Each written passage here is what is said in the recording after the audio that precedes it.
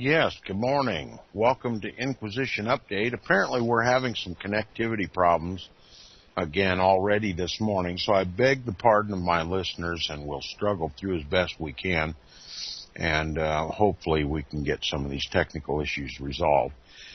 I wish to continue our reading and discussion of the book The Papacy and the Civil Power by R.W. Thompson. Remember, we're talking about the expansion of the temporal power of the Pope in the world, that which the Pope counterfeits Christ by calling himself King of Kings and Lord of Lords.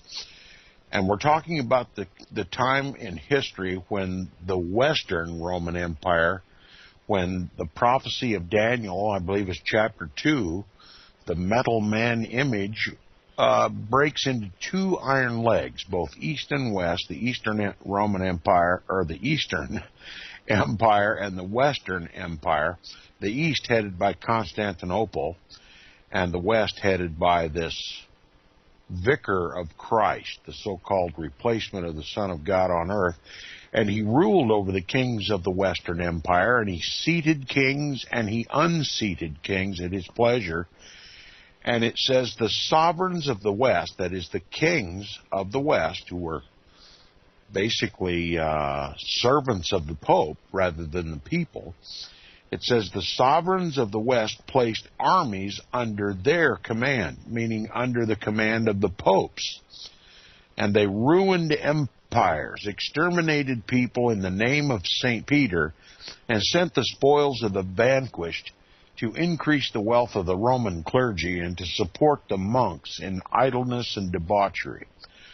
Nothing has changed in the world today, by the way, if you are careful and are paying attention to what is going on in the world today. Nothing has changed. The Pope can elicit the armies of nations and also whole blocks of nations to go to war for either the express or the hidden purpose of expanding the Pope's temporal power in the world.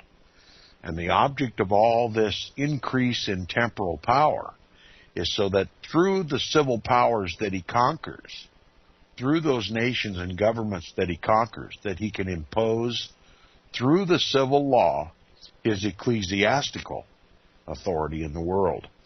Nothing has changed. Examine carefully history and also current events, and you will see that nothing has changed. The wars of the world are fought to the great advantage of the papacy, to extend his papal power, his temporal power on the earth. The book continues. It says, influence and power thus acquired were used, of course, for selfish and sinister ends. For men in all ages have been in this respect the same. And it was by popes that the government over the papal states became altogether ecclesiastical. In other words, he gained his temporal power over the papal states, and then he exercised his ecclesiastical authority. They worshipped him as a god, and they were ruled with a rod of iron.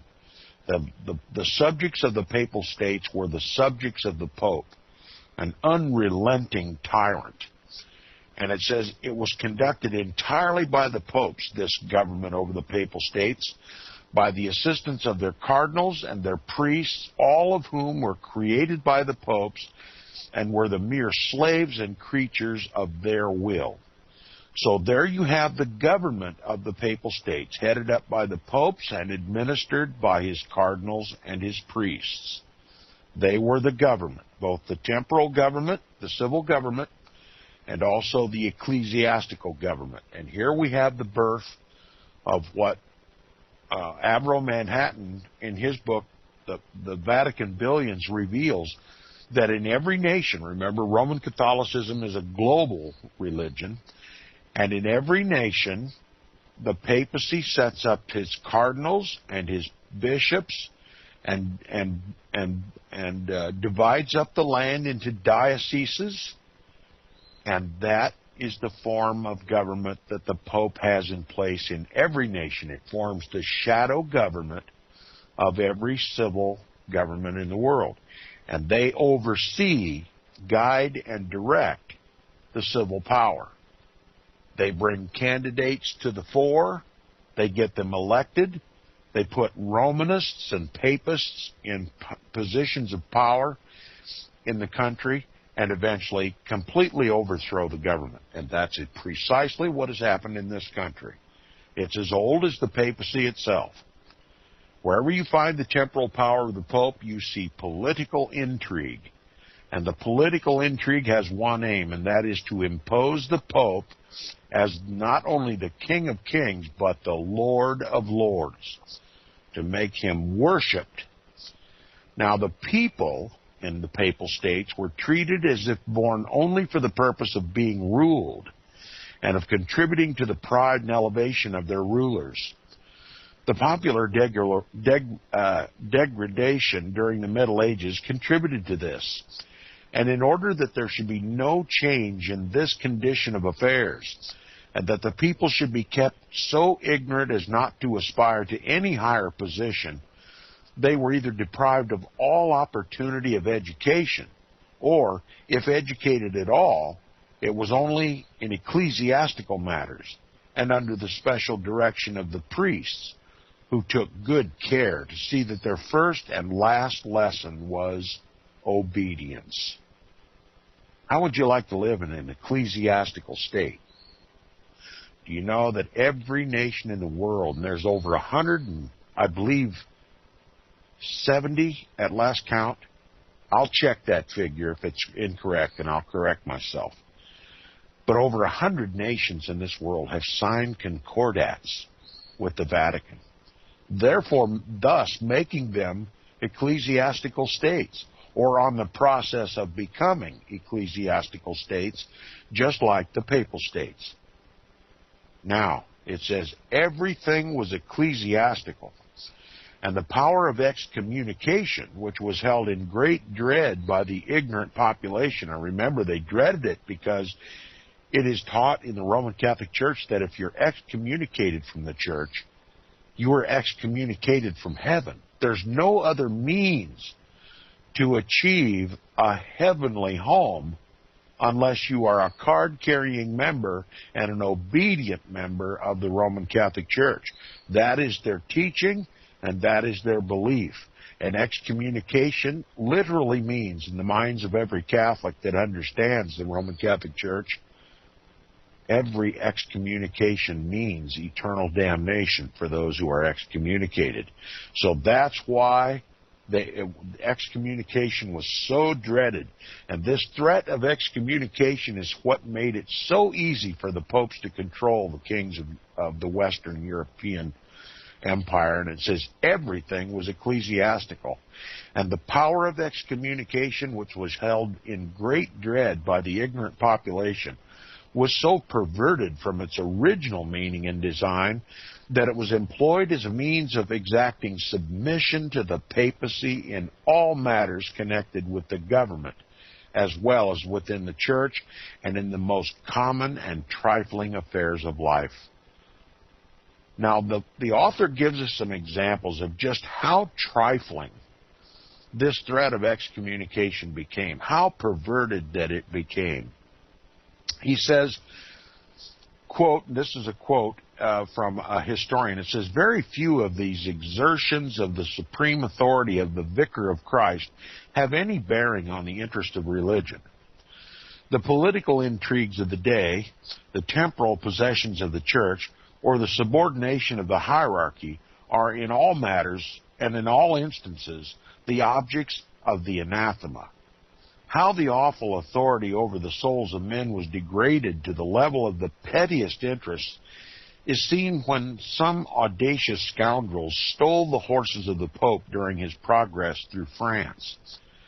He promptly excommunicates the quote-unquote unknown thieves unless the beast shall be returned within 3 days. And he takes advantage of this opportunity to include in the curse some knaves who had previously pilfered his plate while staying at the Abbey of Flavigny. Now listen, if you're in a starving nation And you dare to feed yourself from the plate of the Pope when his back is turned? You might get excommunicated. The Pope's not going to do anything to feed the hungry. He's more worried about expanding his own waistline right along with his temporal power. And so these people who fed off of his plate were excommunicated.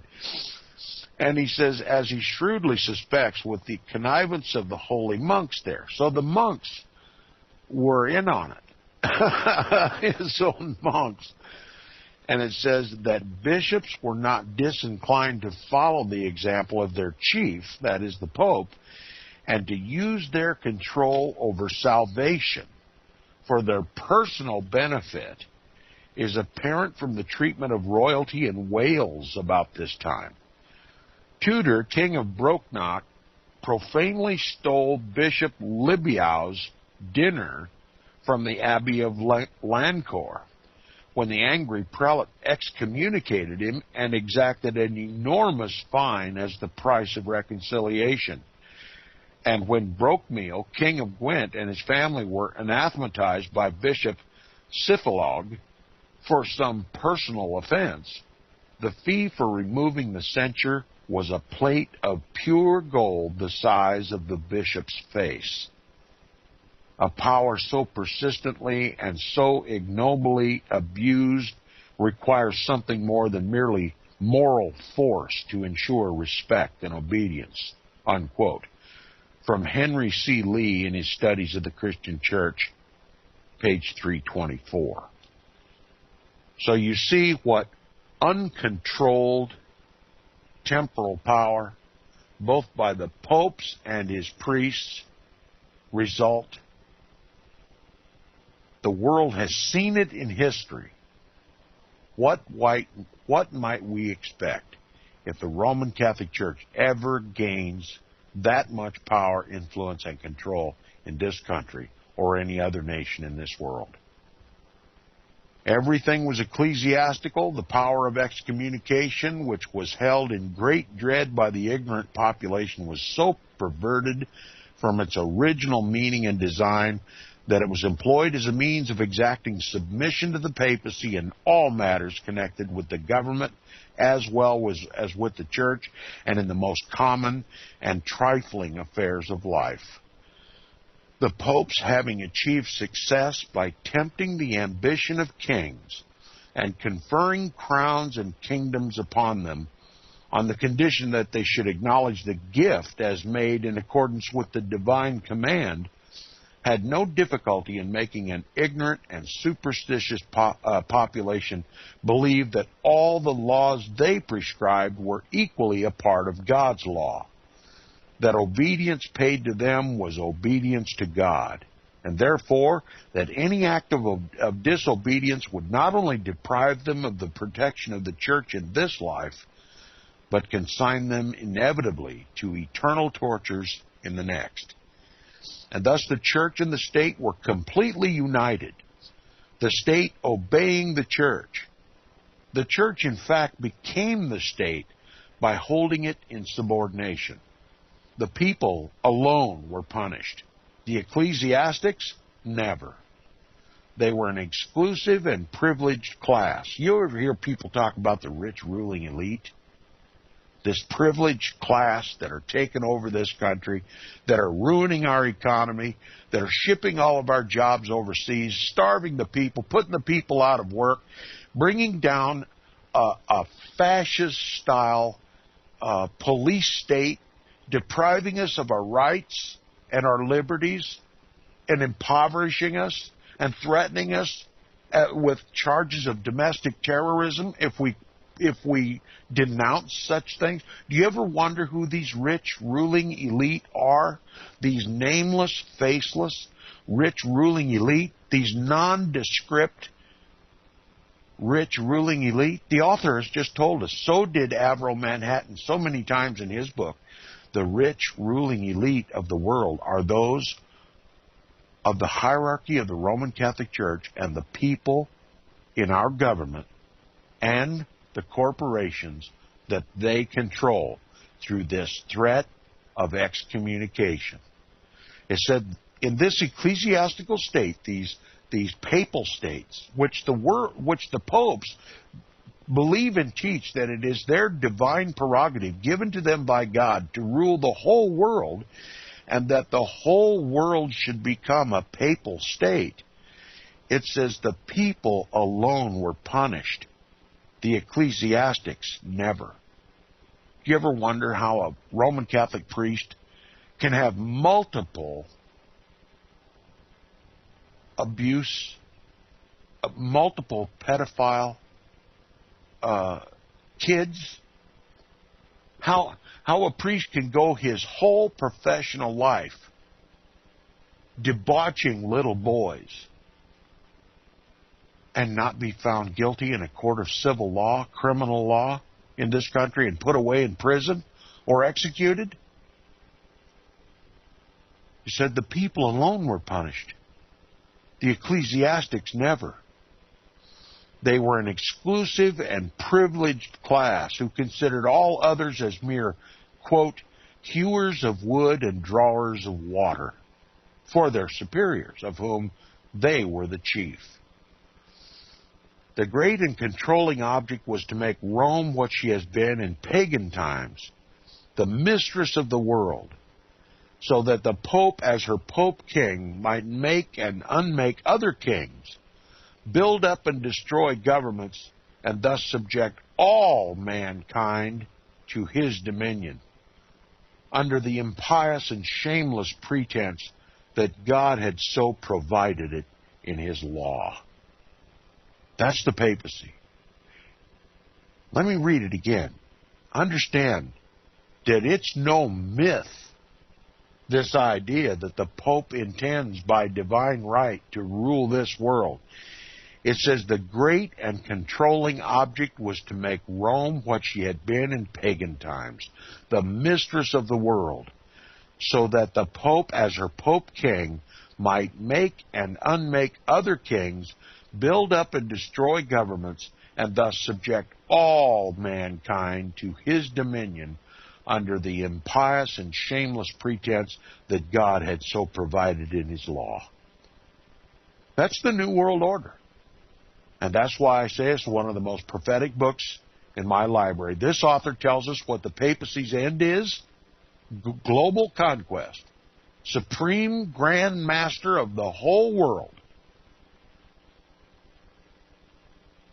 the New World Order. And he tells us precisely how he's going to do it.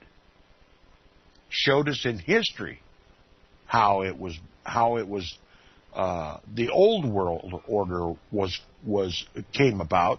Okay, we're still having connectivity problems. My apologies to the listeners. And if I can find my place here now in the book, we'll continue. It says, and the church and the state were completely united, the state obeying the church. He said the church, in fact, became the state by holding it in subordination. The people alone were punished, and ecclesiastics never.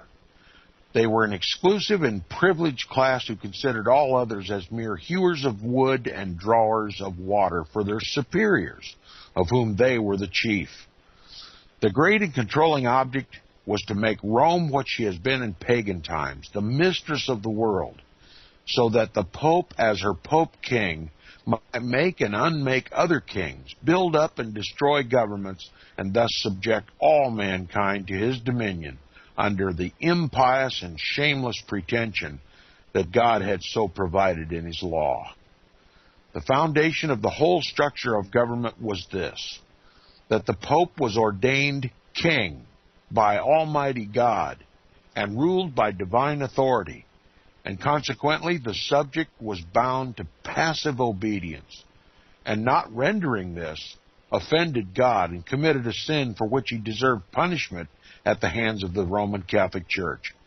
This is precisely the kind of government which Pope Pius IX defends in his encyclical and syllabus of error of 1864, and which he prefers to any of those governments constructed after the modern reforms, and especially to that of the United States. It is the kind of government which he requires his followers to defend as a necessary part of their religious faith. And it is this kind of government which his hierarchy in this country would substitute tomorrow if they had the power for the popular institutions under which our nation has grown to its present greatness and distinction. R.W. Thompson has just told us that the Roman Catholic hierarchy and the Roman Catholic people of this country are commanded on pain of excommunication to overthrow our Protestant constitutional republic and replace it with a government that obeys the canon law and makes Roman Catholicism the state-sponsored religion, does away with religious liberty, and imposes the temporal and spiritual power of the papacy upon the people of this nation without fear of overthrow from any quarter. And that means Protestantism must be destroyed.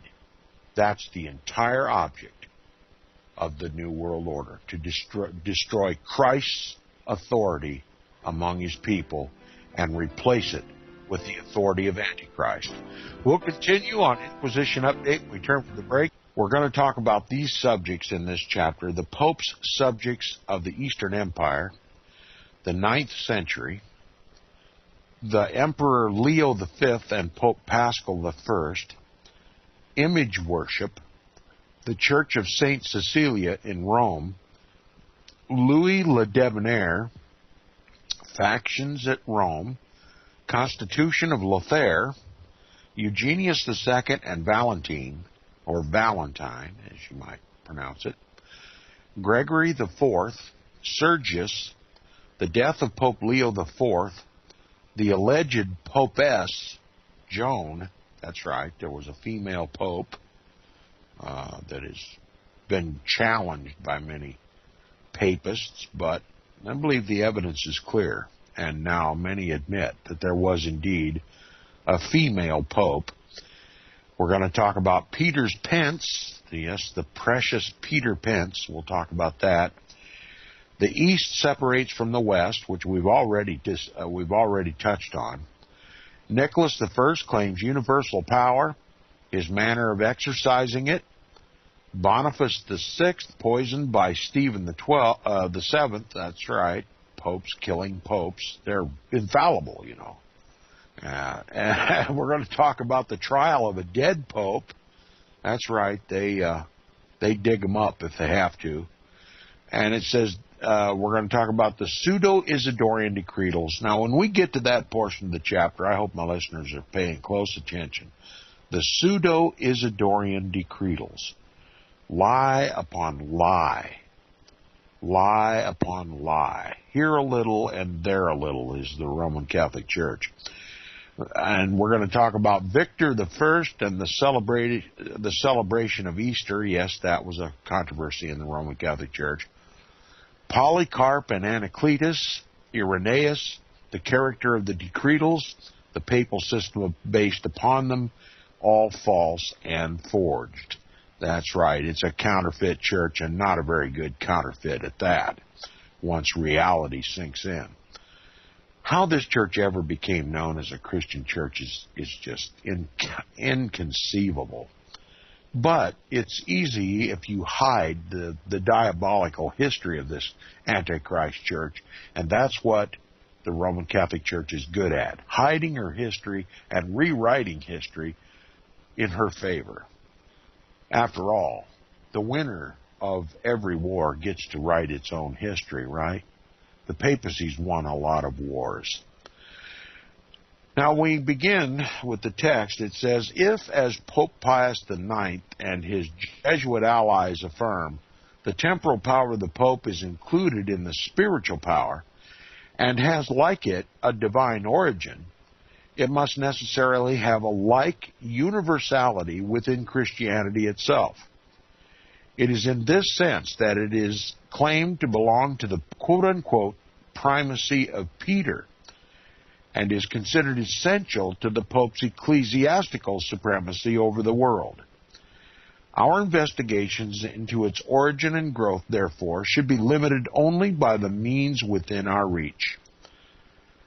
Eloquent is R.W. Thompson, but he's clearly telling us that we should use every means at our disposal to study the history of the rise of the papacy and the rise of his temporal and ecclesiastical power in the world. R.W. Thompson is telling us it's one of the most important subjects known to mankind. That's what he has just told us. And I happen to agree, and my regular listeners would certainly agree. You can't understand what is going on in the world today unless you have a good comprehension of what went on in the world yesterday. And that's what we're talking about. Now, speaking of this temporal power of the Pope, it says, if it is in reality divine and necessary, either at Rome or elsewhere, to the existence and dissemination of true religion, and if the liberalism and civilization of society based upon principles in opposition to it are injurious instead of beneficial to mankind, then its legitimacy, with all its attendant authority and consequences, should be conceded in order that the papacy may have supreme jurisdiction over the world and be able to bring all laws and institutions into harmony with its own conceptions of divine will. But if, on the other hand, it has been the result of usurpation, fraud, and imposture, and if the world has been improved and advanced in proportion as it has escaped and separated from its influence, then those who are now so clamorous for its restoration should be held to be unsafe counselors and be dealt with accordingly. But whether it is the one or the other, whether it is to be restored at Rome or in any other part of the world, the study of its history is in every sense instructive, inasmuch as we can in no other way be brought into familiarity with the papacy or comprehend fully the nature and character of the extraordinary pretensions now set up in its behalf. We should not expect good and beneficent results to flow from that which is founded upon fraud and wrong, if it shall appear to have been thus founded. The question is constantly recurring. Why should there have been such delay in the establishment of this tremendous power, if Christ or the apostles designed that belief in its necessity should be made an essential and indispensable part of the system of the Christian faith? Manifestly, they did not so design, or they would have taught it by some word or sign which would have come down to our age by the Scriptures or by the tradition of the apostles. But nothing of this kind has ever reached us by either of those modes. Paul was imprisoned and martyred at Rome by the civil authority, and if Peter was ever there, he met the same fate. The several persecutions through which early Christians passed originated with and were conducted by the same Roman authority. And nowhere in any history of the first centuries is there a single word affirming that either Peter or Paul or any bishop of the Roman or any other church possessed the power of a temporal prince. On the other hand, in those primitive days of the church, the bishops and the clergy devoted themselves to the work given them to do by the Master, capital M, that is Christ, and made it the study and effort of their lives to imitate his example of benevolence, humility, and love. They did not strive for the honors, wealth, or power of this world, after temporal scepters or the crowns of kings, but after the salvation of immortal souls. And yet he who today denies either the lawfulness or necessity of the Pope's temporal power, if he belongs to the Roman Catholic Church, is excommunicated because he violates the true faith. And if he do not, he is denounced, cursed, and anathematized as a heretic. And whole books are written with learning and wonderful ingenuity to prove that Christ's church cannot exist without it. The Pope himself sends forth from his pretended prison this lamentation at its loss of his power, and his followers forthwith combine themselves into a compact and formidable organization, demand assistance from governments, threaten another bloody crusade, and pledge themselves never to remit their efforts until the crown of royalty is again placed upon the papal brow. You see what R.W. Thompson has just described? A Roman Catholic, a united, concerted, and Roman Catholic effort in the name of religion to restore the papacy's temporal power in the world, no matter the cost. He says, we have seen that this power did not exist in any form before the separation of Rome from Constantinople, of the West from the East, and also the effect of this separation upon its acquisition. This brings us to still more solid ground, to the investigation of events which, although not entirely free from difficulty, have a better foundation. Mr. Hallam, who is accepted as undoubted authority on all hands, says this, quote, the popes appear to have possessed some measure of temporal power, even while the city was professedly governed by the exarchs of Ravenna in the name of the Eastern Empire. This power became more extensive after her separation from Constantinople. It was, however, subordinate to the undeniable sovereignty of the new imperial family, who were supposed to enter upon all the rights of their predecessors. There was always an imperial officer or prefect in that city to render criminal justice. An oath of allegiance to the emperor was taken by the people, and upon any irregular election of a pope, a circumstance by no means unusual, the emperors held themselves entitled to interpose. But the spirit and even the institutions of the Romans were republican, unquote. Republican was the Roman government, the legitimate Roman government, not the papacy. The papacy is never a republican government. It is an autocratic dictatorship, a malevolent dictatorship, and it is waged in the name of religion. Now, Archbishop Kenrick is not ingenuous when he quotes the first two sentences of the above extract to show the existence of the temporal power before the separation from Constantinople and its increase, quote, on her separation from Constantinople, unquote. By the omission of all the latter part of what what Mr. Hallam says, he fails to show the, quote, undeniable sovereignty, unquote, of the empire, that an oath of allegiance to it was required, and that the emperor had the right to interfere even in the election of a pope. Why this omission? Manifestly because the whole of what Mr. Hallam says repudiates all idea of any sovereignty except that possessed by the emperor, a concession which even so fair a man as Archbishop Kenrick could not make while held in the toils of the papacy. But his omission is not so bad as his misquotation.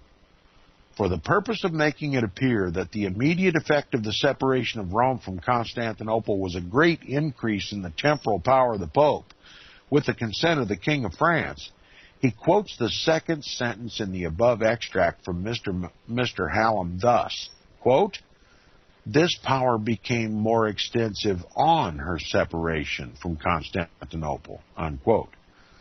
Mr. Hallam did not use this language.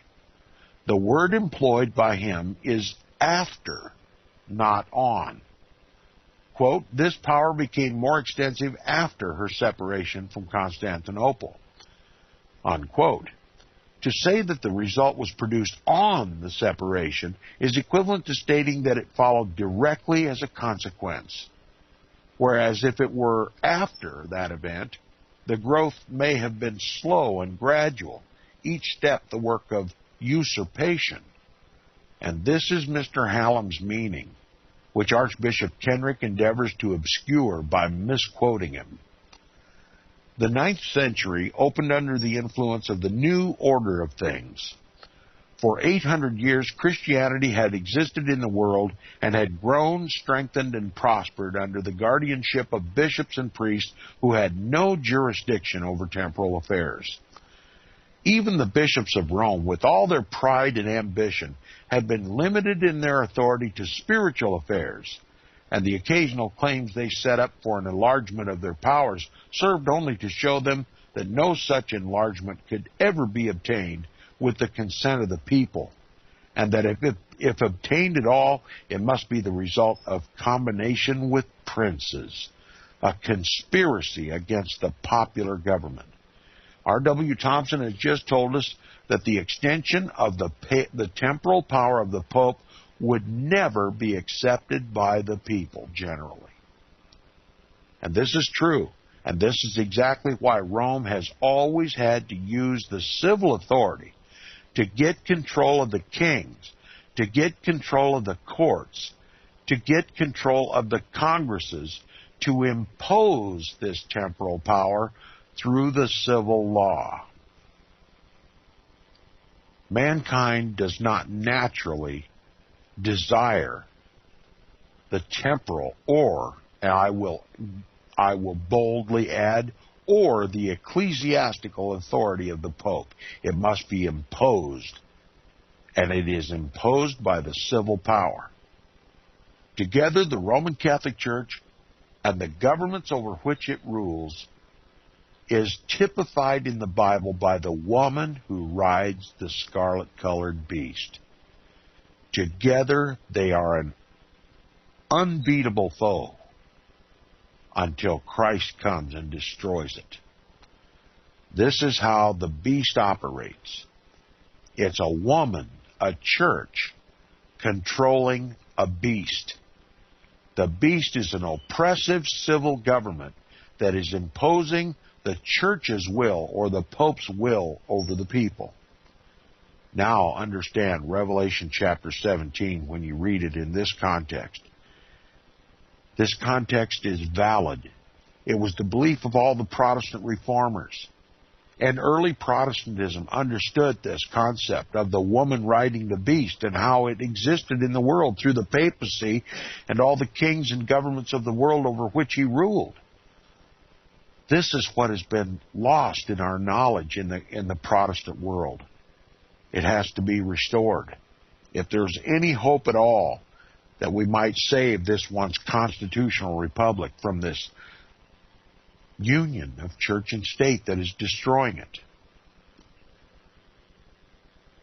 He always had to resort to the use and combination with the princes of the world to accomplish this conspiracy, a conspiracy against popular government. And remember, when you hear the term popular government, immediately that should arise in your mind is a government of, by, and for the people. That's what makes it popular. That's the form of government that the people want. A government that's of, by, and for the people. But the Pope says no. The people are not to govern. They are to be governed. And I, the Pope, the vicar of Christ, am the governor of the world by divine right. You see how this works? He says they well knew that it would be impossible to acquire the possession of unlimited power in Rome without the accomplishment of these two things: successful revolt against the Eastern empires, against the Eastern emperors, and the destruction of the Roman Republic. The Pope has to destroy all republics. That's why Pope Pius IX wrote his encyclical and Syllabus of Error, condemning all republics. Republics are constitutional forms of government that protect the voice of the people. And the premier republic of that time was the United States of America.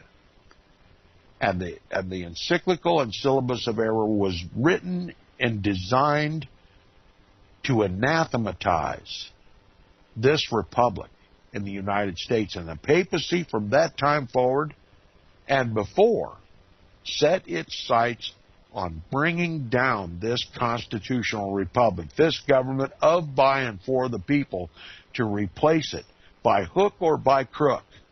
And I use that term specifically, by hook or by crook, by the papal staff,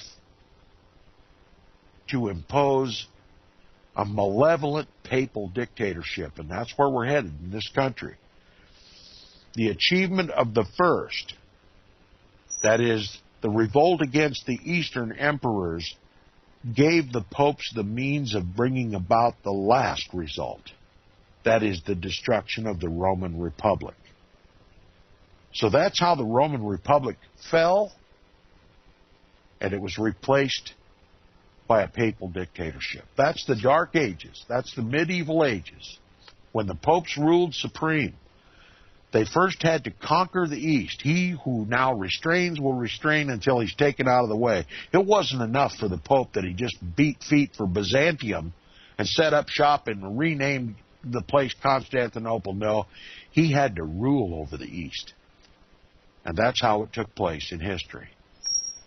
Now, the immediate consequence of the protection given to the popes by the French monarchs was the exercise of tyrannical authority over the inferior bishops and clergy, the object being to make the single will of the Pope the governing authority of the Church, not only in Rome, but all over the Christian world. Notwithstanding the recognized independence of the several churches during the apostolic times, and for centuries afterward, the unity of faith which had been preserved by the diversities of local government, papal ambition soon became so all-absorbing as to see no other motive in the management of church affairs but its own gratification. Cormenin, referring to the change thus produced by religion, says, quote, hang on a second. All right, continue with Cormenin's quote. He says, quote, holy traditions were despised. The morality of Christ was outraged. The orthodoxy of the Church no longer consisted in anything but the sovereignty of the Pope, the adoration of images, and the invocation of saints in sacred singing, the solemnity of masses and the pomps and ceremonies, in the consecration of temples, splendid churches, monastic vows, and pilgrimages. He continues, Rome imposed its fanaticism and its superstitions on all the other churches. Morality, faith, and true piety were replaced by cupidity, ambition, and luxury. The ignorance of the clergy was so profound that a knowledge of the singing of the Lord's Prayer, the Creed, and the service of the Mass was all that was demanded from princes and ecclesiastical dignitaries. Unquote. Paschal I became Pope in the year 817, and Leo V, the Emperor of the East, and Theodore, Patriarch of Constantinople, sent nuncios to him with the view of reconciling the disagreement between the Eastern and Western Christians, and I would rather say Catholics, in reference to the worship of images. Now remember, Christians have never worshipped images and idols. When you begin to worship images and idols, you no longer fit the definition of a Christian. You've become a pagan. But there was a great controversy, the war of the iconoclasts between the Eastern and Western Roman Church. People will cringe when I say that, but it's still the same church. But there's this apparent conflict between the East and the West over the veneration of images and idols and angel worship and all that stuff. And so the East sent nuncios to the Pope to somehow reconcile this difference over the worship of images and idols. In other words, make some kind of compromise over their paganism. But the Pope, fearing that a reconciliation of this kind would lead to the impairment of his papal influence and put an end to the alliance with France, and caring far more for his own temporal power than for the restoration of harmony in the church, refused to receive the nuncios or even hear any suggestion of the compromise. He drove them out of Rome in disgrace and relied upon the protection of the King of France, and he had the impudence soon after to send legates to Constantinople and command